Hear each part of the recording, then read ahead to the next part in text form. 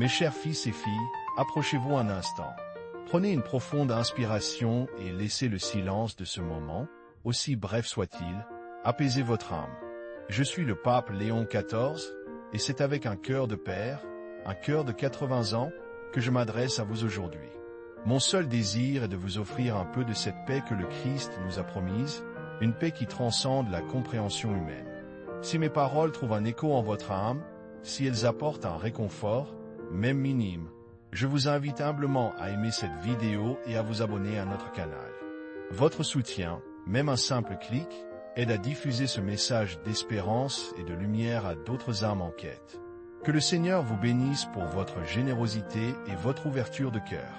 Mon fils, ma fille, je sais que parfois, la vie peut vous étreindre d'une douleur si profonde qu'elle semble menacer de vous submerger. Je parle de cette blessure invisible, mais ô combien réelle, qu'est le chagrin.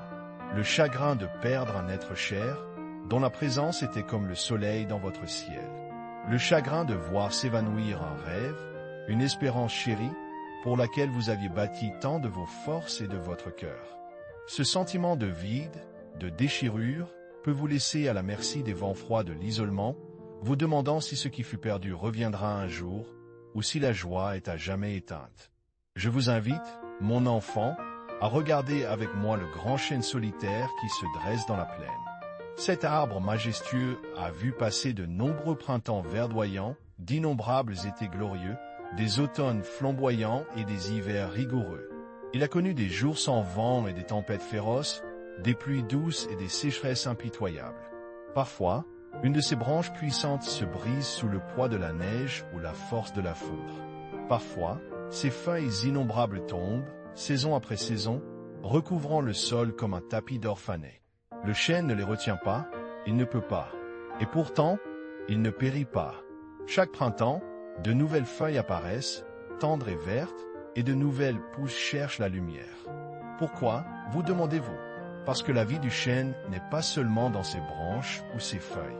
Sa véritable force réside dans ses racines.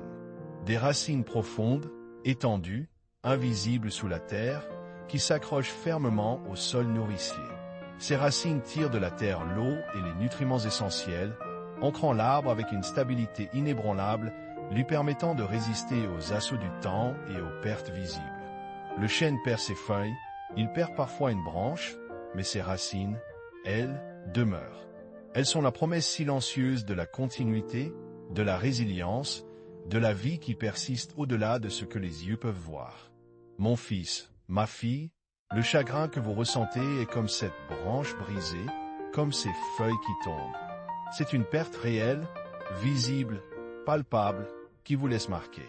Mais votre âme, votre amour, votre essence même, sont comme les racines de ce chêne. Ce que vous avez perdu, qu'il s'agisse d'une personne ou d'un rêve, était une partie lumineuse et vitale de votre existence, mais ce n'était pas la totalité de votre être. L'amour que vous avez donné, la connexion que vous avez établie, le sens que vous avez trouvé, ne s'évapore pas comme la rosée du matin. Il s'enfonce plus profondément, rejoignant les racines invisibles de votre âme, là où Dieu lui-même est la terre nourricière. Pour que la parole de Dieu et ses messages d'espérance continuent de croître et d'atteindre ceux qui en ont le plus besoin, notre mission dépend de votre bienveillance. Le chêne a besoin de la terre, et cette communauté a besoin de votre soutien. Si vous êtes touché par ces réflexions, si vous désirez que d'autres puissent entendre ces paroles de réconfort, je vous demande humblement d'envisager de faire un don. Votre vœu de mai, votre super thanks, même le plus modeste, est un acte de charité et de collaboration. Il nous permet de poursuivre notre travail, d'étendre notre portée et de continuer à semer des graines d'espérance dans les cœurs meurtris. Chaque contribution est une bénédiction, un signe de votre engagement à partager la lumière. Que le Seigneur vous rende au centuple votre générosité. Poursuivons notre réflexion sur les racines, mon cher enfant. Lorsque nous perdons un être cher, il est naturel de sentir que tout est arraché, que notre vie est déracinée. Mais je vous le dis avec la certitude de la foi et l'expérience de la vie, votre amour n'est jamais perdu. Il se transforme. Il descend plus profondément en vous, dans cette partie intime de votre cœur où Dieu réside. Les souvenirs ne sont pas de simples échos du passé. Ils sont la sève qui continue de nourrir vos racines spirituelles, vous rappelant la richesse de ce qui fut et la permanence de ce qui est.